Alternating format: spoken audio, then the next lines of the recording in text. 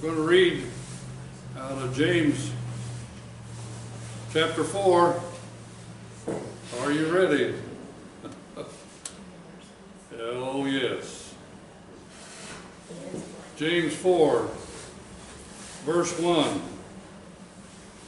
From whence comes wars and fightings among you? Come they not hence, even of your lusts or passions that war in you, your members? You desire and have not. You even kill or have a killing spirit. And you desire to have and cannot obtain. Ye fight and war, yet ye have not, because you ask not.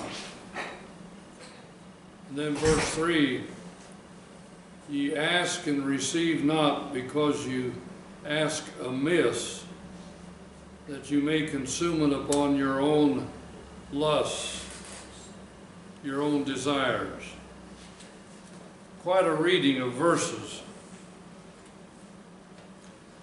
And they really set the stage for, the bad things, the wars, but the individual contentions, strifes.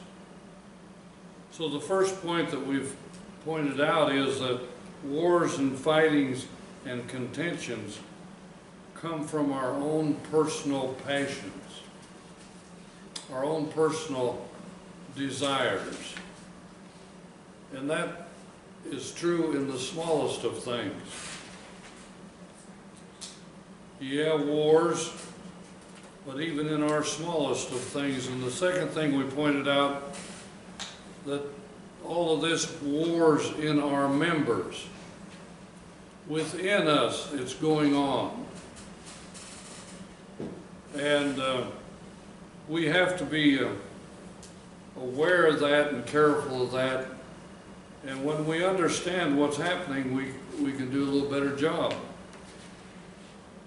So I really want to zero in on the time we have with the third thought, and that is that our desires are corrupt a lot to get and to have what we don't have. And that's what verse 2 says, you desire and have not, you kill and desire to have and cannot obtain. You fight, you war, and yet you have not. And I'm kind of surprised at this, but I understand it now, because you ask not. In other words, you don't go about it the right way. So as we think about this, here's what the picture is. We desire and wish for things, whatever they might be. And we cause disruption for what we don't have.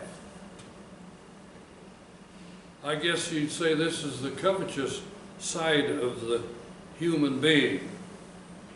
In other words, we're not content to obtain what is good for us to have in a peaceful, honest way, the normal way.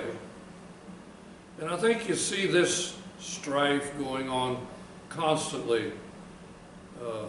Families, communities, and particularly in wartime types of things. People want, and so they're not content, so they force it. They force whatever it is, and they start troubling others and causing conflict to get what they want, what they desire. Now there's an Old Testament example of this, of Ahab wanting a vineyard by a nearby man, Naboth's vineyard, and he wanted it so strong that his queen went after it and got it from him, Jezebel.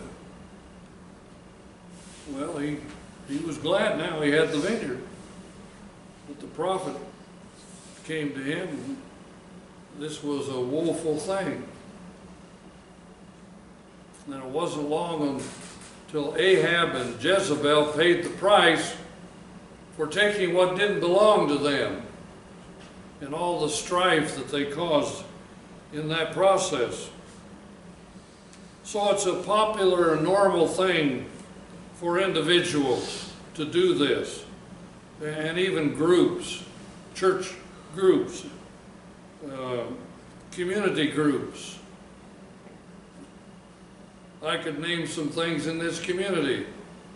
One was a big thing over 4-H. Remember that years ago. Somebody wanted something, somebody else wanted something. It was different. And it caused a complete disruption in the community. And it happens nationally. They become determined to have what they want, and they're going to get it. And that's what James is talking about here. All this fighting and warring and contention comes because we have a passion for something. Somebody does. Maybe they want recognition.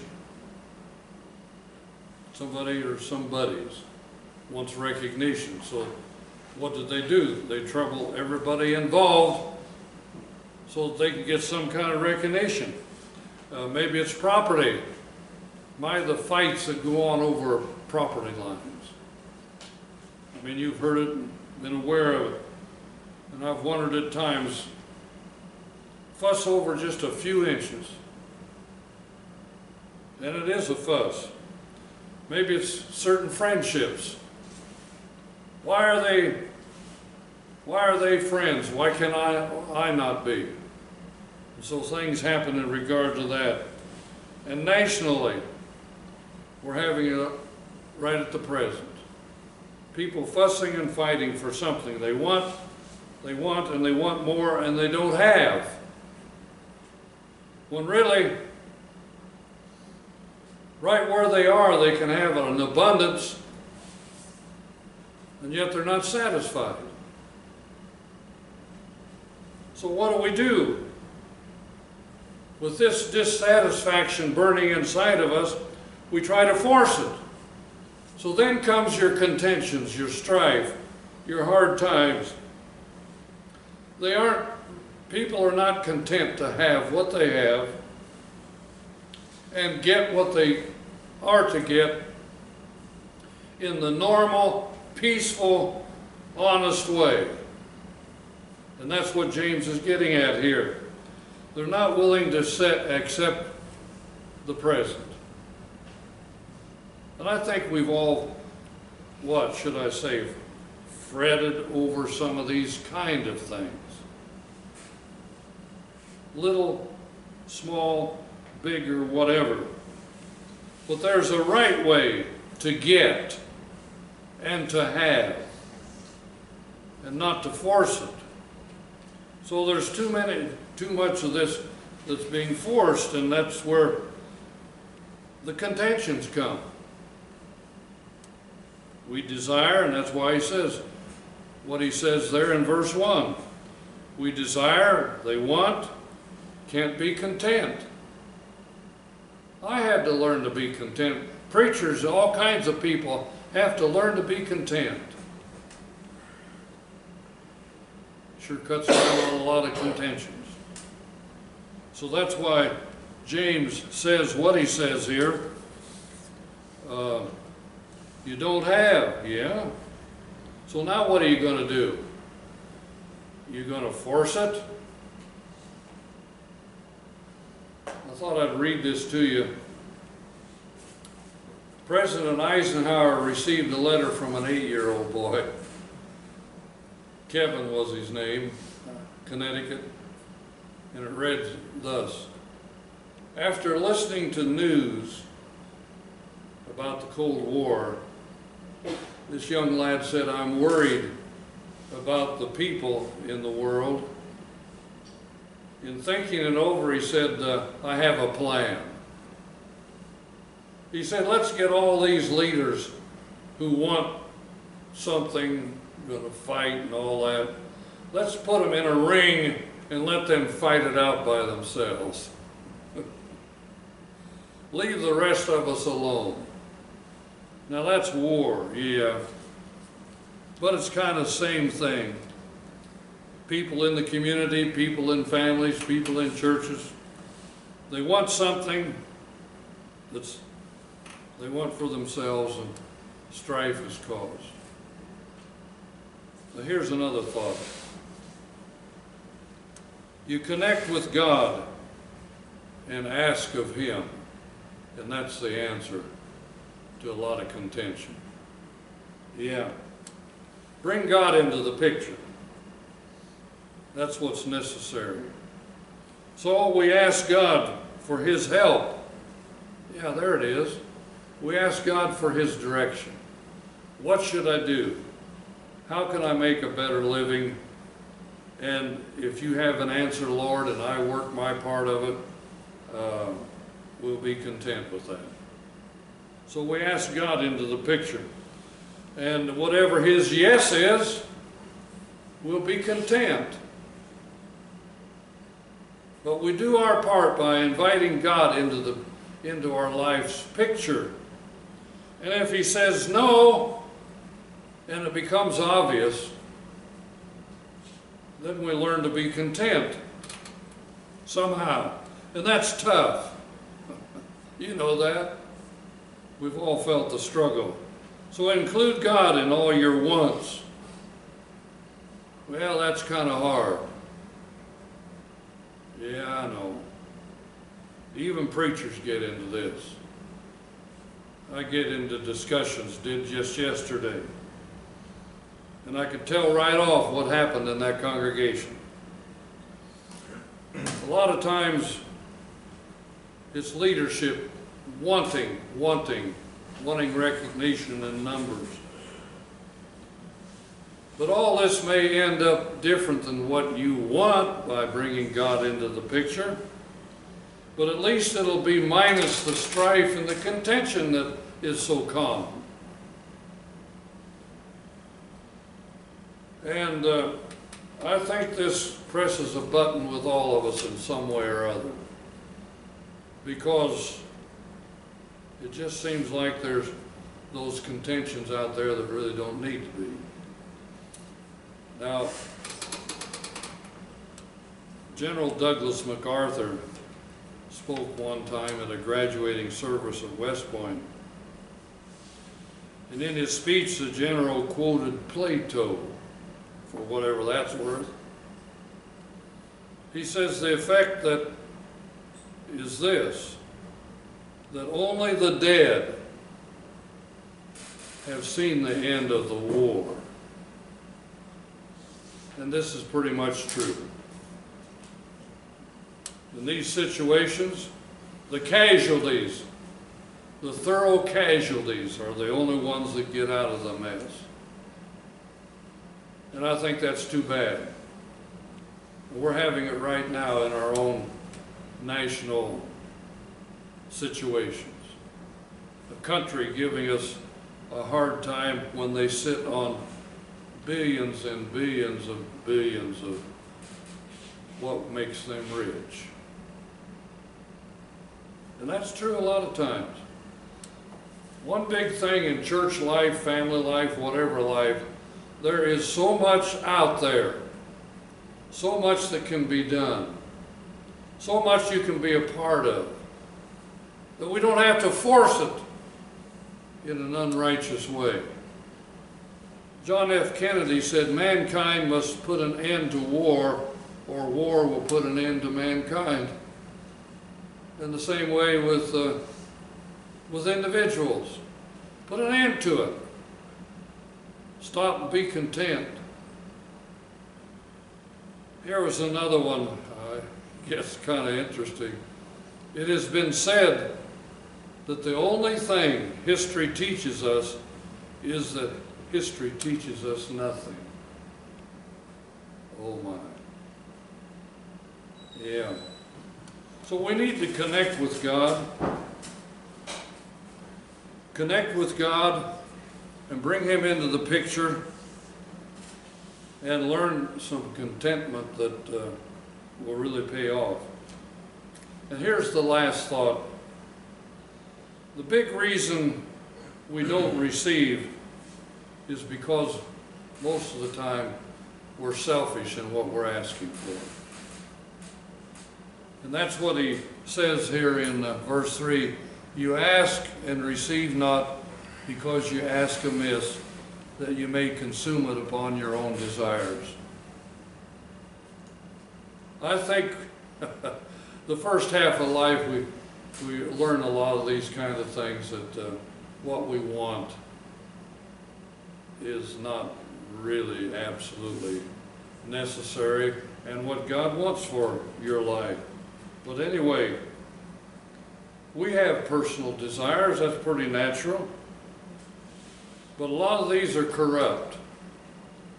And I think if you haven't caught yourself, you can see it otherwise. The bottom line is that when we desire things that really aren't for us, and we push it, then we cause troubles. Or others cause trouble from the same standpoint. We want, and we want more, and we want it now. And the reason we go for it is, I think what I think is so very thinkable, right? You came up with the answer, or I came up with the answer, and that sounds good. Kind of pays to sleep on it sometimes. But what I think sounds good to me. So what I want also sounds good to me, because I thought of it, minus your thoughts. Yeah. So it's all feels right to me, and so I want it, and therefore I have a right to have it. Individually and nationally. So we force it. We've talked about that. Fuss over it. It causes trouble, it causes hurts, stirs up a mess, and really what I need to do is to change my thinking and learn some contentment. You know, the Bible talks about turning sword into plowshares. I read an interesting thing right here in our country. It says this, the passage found in Isaiah 2 and Micah 4, where it says swords will be turned into plowshares, actually is an inscription on a stone wall facing the UN building in New York City. I think that'd be good for them to read over every day that they come. Anyway, remember the years of Khrushchev? He saw a figure, an illustration of this, when he came to Des Moines, the John Deere plant over there. Actually, this plant was built early in World War II for the manufacturing of machine gun bullets. But they noticed today, what does it produce? Plowshares, farm implement. And that's what needs to happen a lot of times. A lot of strife and a lot of fuss is all because of some personal, I want this or I want that, and I would feel good to have it. So that's a good lesson out of James. I appreciated going through it, and I thought you could too, because we need to get God in the picture more. And sometimes that's hard to do. I know that to be true myself. Somebody says pray on it. Yeah. But it's kind of hard after you've prayed that if you don't see the answer the next day, you start blaming prayer. So these are the thoughts I'd like to leave with you today. What do you think? Okay.